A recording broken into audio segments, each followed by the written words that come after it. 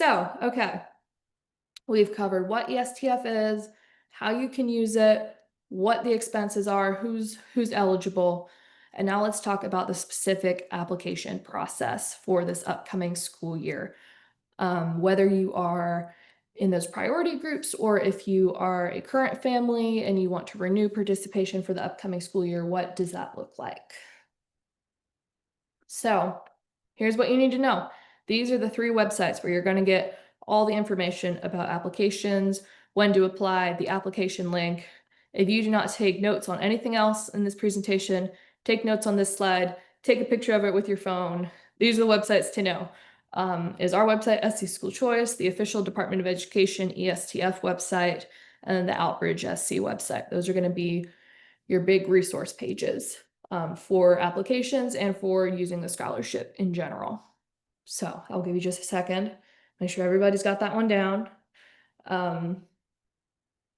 So the dates to know for 2026-27 applications are November 1st. Families who are in the program for 2025-26 are able to renew participation for next school year. And they have until January 15th to do that when it opens for all new people to apply for these priority groups. And then February 9th is when it opens up for everybody up to that 500% level. This is something really important to note. Everybody has to fill out a full application with the same supporting documents you used last year. So if you're renewing, you're still going to have to submit that tax return, those same documents that you submitted last time around. You're going to be uploading them again. So if you shove them back in the folder, you deleted the PDF, you want to start thinking about pulling those back out and making sure you have scans of those. And we'll talk about that in a minute. And if you're sitting here wondering, okay, wait, what is a priority group? Who is a priority group? Here you go. So the law sets out these 5 priority groups. So the first 2 priority groups are the previous year's ESTF recipients and then siblings of the previous year's ESTF recipients. So maybe you have a kid who's starting kindergarten and you want to add them into the program, so you can add them in on that date in November. And then on January 15th, there's these 3 other priority groups that are able to apply. So it's that household income at or below 300%. It's children of active duty military stationed in South Carolina. And it's those who attended a South Carolina public school during the previous school year. So the previous school year for the 2026-27 school year is this current school year, 2025-26. So if your child is at a public school right now, whether it's your zone public school, whether it's a different public school that you transferred to, whether it's a public charter school, you're able to apply January 15th. Joshua, I have a question for you that came in a lot in these submissions. What if you are a veteran in South Carolina? Are you able to apply in January, or is it only active duty? Only active duty have priority. Okay. And that's just simply how they're with the law. Okay. So the way the law is written, veterans, unless your income is below that 300% level, you cannot apply. Or if your kid has attended a public school in the previous year, you can't apply in January. So you do not have to meet all of these to apply in January. You just have to meet one of them. So if you are an active duty military family and your income is at that 500% level, you're still considered a priority group. So you can still apply in January. So I want to talk a little bit here about renewing students. If you're in the program 2025-26, what do you need to know for renewals? So I want to hand it over to Joshua to talk a little bit about what that renewal process looks like. So if you are a renewing student, the legislation says you have to apply every year now. So what they need to see that you've already, because of your prior use, you've already established the guardianship documents, so you don't need to worry about that. But what they are looking to see is you need to establish that you're still a South Carolina resident, and you need to establish that your income still fits the federal poverty limits for the program. Now, for most folks, that's not going to be a huge shift because we went from 300% of federal poverty level last year to 500% of federal poverty level. So for most folks, that's not going to be an impact. The one thing that is also different that I think we're going to see some change on, the legislature also took out Medicaid eligibility as an automatic qualifier. So you'll have to input income documentation. Medicaid won't do it. And I think that may matter to a handful of our students. Great, thank you. So ways that you thinking about renewal can get prepared, make sure you know where those documents are, that same tax return, 2023, 24. If you're adding a new kid, you'll need to prove guardianship of that kid. So if they're on your tax return as a dependent, that's good. Rustle up their birth certificate. If not, make sure you have a copy of that. Go ahead and start getting that requested from, I forget which department is that, DHHS that does that. I would say it needs to be the 24 tax return. Okay. It needs to be the 24. If you can produce a 25 by January 15th or It would be by 12. February 19th, February 9th, which is when the general application window is open, that's great. But 24 is what we're going to be looking for. Okay. Good stuff. And then additionally, if you're in the program this year, and we'll talk a little bit about the testing requirement later on in this presentation, but know that you will need to get those standardized test scores submitted at the end of the school year. You don't need to submit them before you apply this November date, because that's ridiculous. But that's like an end of the school year thing.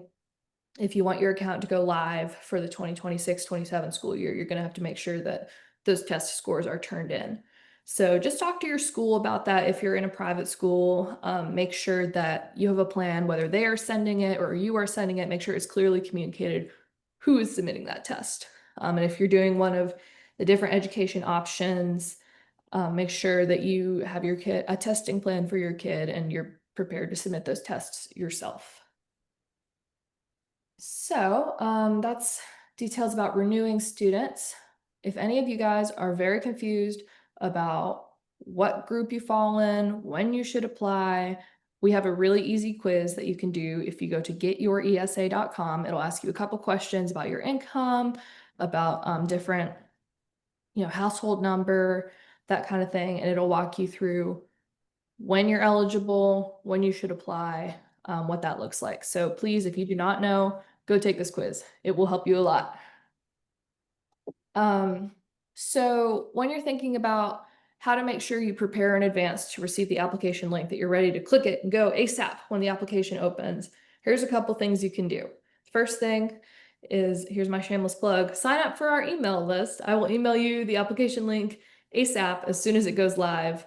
Maybe I'll send it to you the night before when it's not open yet, so you can have the link ready so you can click it, So if you are not yet subscribed to it, you can go to our homepage, scSchoolChoice.com, scroll down, there's a sign up there. If you are eligible with the 300% or below, you should go ahead and get on the wait list for this school year. The department will be sending information about the applications for 26-27 to everyone who signed up on that wait list. So if you would have been eligible this year but didn't get in on time, but you want to make sure you receive information about next year's applications, go ahead and sign up for that wait list. It is really easy. You go, here's my boom, boom, boom. You don't even submit any documents. You just say, here's what it is. And then you'll be on the Department of Ed's email list. Additionally, regularly check the Department of Education's new ESTF website. That's sc-estfprogram.com. They will be updating that with application info, the link, and a big shiny button. Really, all of these websites that I mentioned earlier, the Outbridge site, our site, and SCDE, we will be putting the application link in a big shiny button everywhere, slapped everywhere. So get ready, it'll be there once the applications go live. So let's walk through a little bit what the application actually looks like. So as I mentioned, you do the application through the FACTS portal. And you make a base application, and then there is additional documents that it requests. And this is really important to note. Scholarships are awarded on a first come, first served basis based on when the supporting documents are uploaded. So it's not when you submit the base application, but it's when you add the supporting documents. So if you submit the base application and you go, oh man, I have to go find my tax return, I have to go get my kid's birth certificate out, you are not going to be in line for that scholarship until those documents are uploaded. So the top thing you can do ahead of time to prepare for that application is to make sure your documents are ready. So when you submit the base application, you can immediately go upload those documents. So here are, I want to walk you guys through. I went through the application last year and took some screenshots of the application questions. This is the base application. So you can kind of see in advance what it's going to be asking. So you'll make your fax account, you'll log in, it'll ask you what year you're applying for aid. Obviously, this was last year's. You're going to now, it'll be 26, 27. And it has all these different sections. So you'll do add a student, here's their name, here's when they were born, do they have a disability, yes or no, what grade they will be in this coming school year. What type of school will they attend? Are you military? What's the primary language spoken? Um, and then what's the student's relationship to the legal guardian? And this, as we said, this Medicaid thing going away. So that question will not be there anymore. Which if you applied last year, you know the big ordeal that the Medicaid card thing was last year because it wanted a very specific Medicaid card and not this type of Medicaid card and not that type of Medicaid card. It's gone entirely. We're so excited about this because this is really going to make the application process a lot easier. So when you do the income, here's how it's going to work. Number of adults living in the household, number of children living in the household. Do you file a tax return? Okay, upload the tax return. And then when, like Joshua said, if you do not file taxes, you're going to get asked about these different income sources as well. And then you'll have these additional questions. Again, it gives you 4 weeks to provide the required documents. Submit them sooner than that because you will not be in line for a scholarship until you upload those documents. And something else for renewing families to think about is you guys don't need to be as panicked because you have from November 1st until January 15th to do your application before new people are allowed in. So I would still get it done in November. Be on it, be fast, but you don't need to be like, I have to submit it ASAP at 8:01 a.m. on November the 1st. It's okay. But if you're thinking about applying in January, you probably want to be ready at 8:01 a.m. So now talking about the specific documents that the application asks for. So there's 3 types of documents that it wants. It wants proof of residency, proof of guardianship, and proof of income. So proof of residency is show us that you live in South Carolina. Do you have a driver's license? Do you have a government ID? Do you have a mortgage that's in South Carolina? Do you have government issued mail? If your voter registration card, your tax assessment, anything like that that has your name, your address, that proves you really do live in South Carolina. So that's the first thing. The second thing is they want to make sure that the kids are actually yours and you're not just applying for some random person's kids. So whether that is your tax return that has your kids listed as dependents on the tax return, that will satisfy that requirement. If you don't file taxes, or if you don't have the kids listed on the tax return for some reason, you're going to have to think a little more creatively about what that might be. If it is their birth certificate, if you have a foster kid or if you've adopted a kid, you may want to be ready with that foster agreement, the placement paperwork, the adoption paperwork. And then if you, on your taxes, maybe in 2024, you were married and since then you've been divorced. And so now mom is applying on her own with a scholarship for the kids. You'll need the divorce agreement and then proof of mom's income by herself without the joint income. And so then that brings us to the third requirement, proof of income. So scratch that, no 2023 tax returns, only 2024 tax returns, because they should be done by now. Last year when we were doing this was in May, and so it was like a couple people may have had extensions on their taxes, and so 2023 was okay, but now you should do 2024. If you did not file taxes, we need other information on your income, whether that's pay stubs, an employer letter, whether it's those other non-taxable income sources, stuff like that. So if you have questions about how to prove your income, reach out. We're happy to talk through what good documentation for that might be. And yeah, as I mentioned, the Medicaid card no longer required. We're really excited about that. And that is going to expedite the process so much because I know so many of you got stuck waiting for the DHHS to give you a copy of your Medicaid card and the right card and your Medicaid ID number. So this is going to be a lot easier. So if you're having application problems, if you don't know what documents to submit, if you're sitting here freaking out about how you're going to submit these documents, let us know. We can talk through it with you. So reach out to Tisha and I or at info@scSchoolChoice.com. We can help you brainstorm what documents you might need. Outbridge will do the same thing. They're amazing. Yanni and Morgan at Outbridge have been phenomenal. And then if you're specifically working on something with your application where it's like, I got locked out of my application. It's not letting me edit this thing. What's the problem? That's where you want to talk to Facts, whether it's stuff like with the actual application portal, that's where you want to talk to Facts. Or if you have a document that's rejected and you don't understand why, that's where you want to talk to Facts. But you can talk to us about that too, and we'll chase down the right answer for you. So do not hesitate to reach out about anything.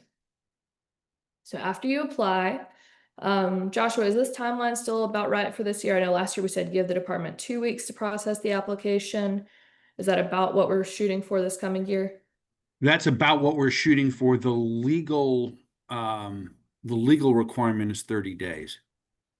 So we generally speaking, we have 30 days to respond, but they were operating around 2 weeks, and the target's about 2 weeks.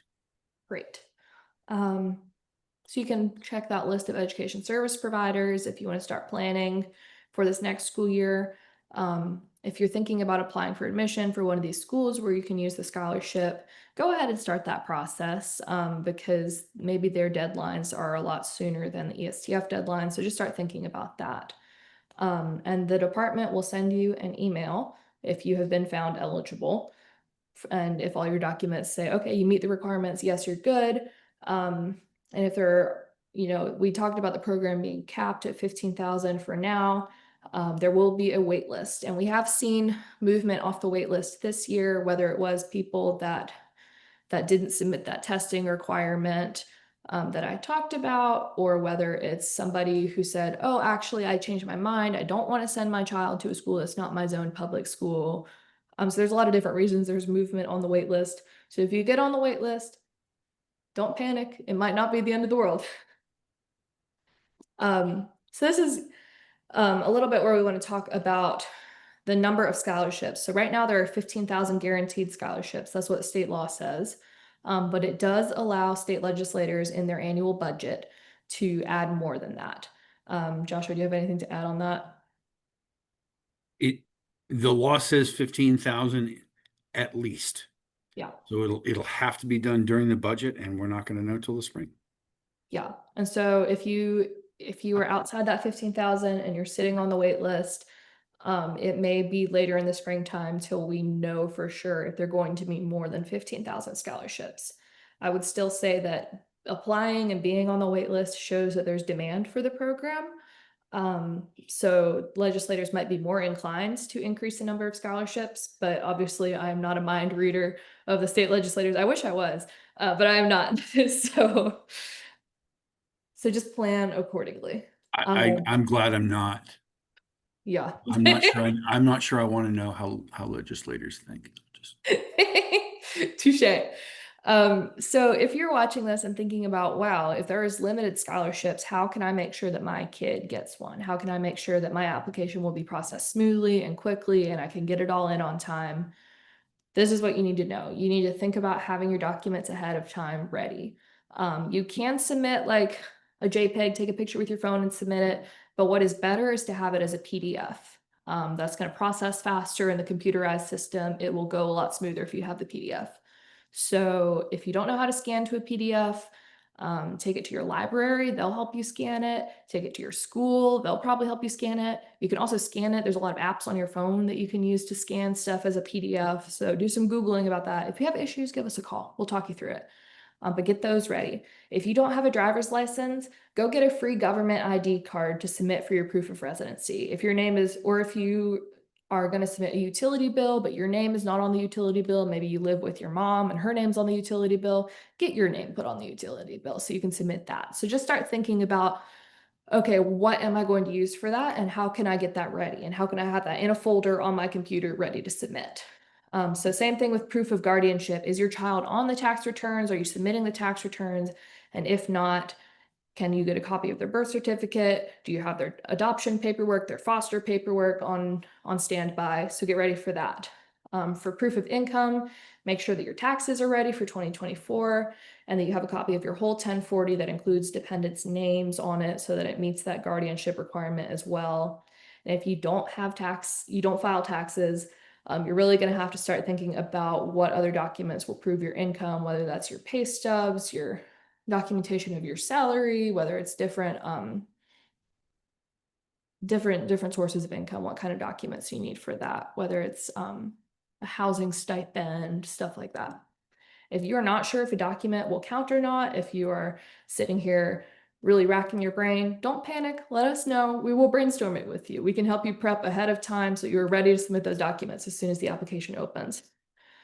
Joshua, let us know what are we talking that parents are going to have to stay up till midnight on like the night before to make sure they submitted at 12:01, or when are the applications actually opening on January 15th and February 9th? Plan is 8 a.m. Okay. That's the plan. As you know, things don't always go to plan, but the plan is for an 8 a.m. opening for all 3 day times. Beautiful. So you do not have to stay up till midnight. Everyone clap. Well, if you want to stay up to midnight, you can, but I'm not sure it will do you any good. Right. You could pull an all-nighter just so you can be ready at 8 a.m., but I wouldn't recommend personally.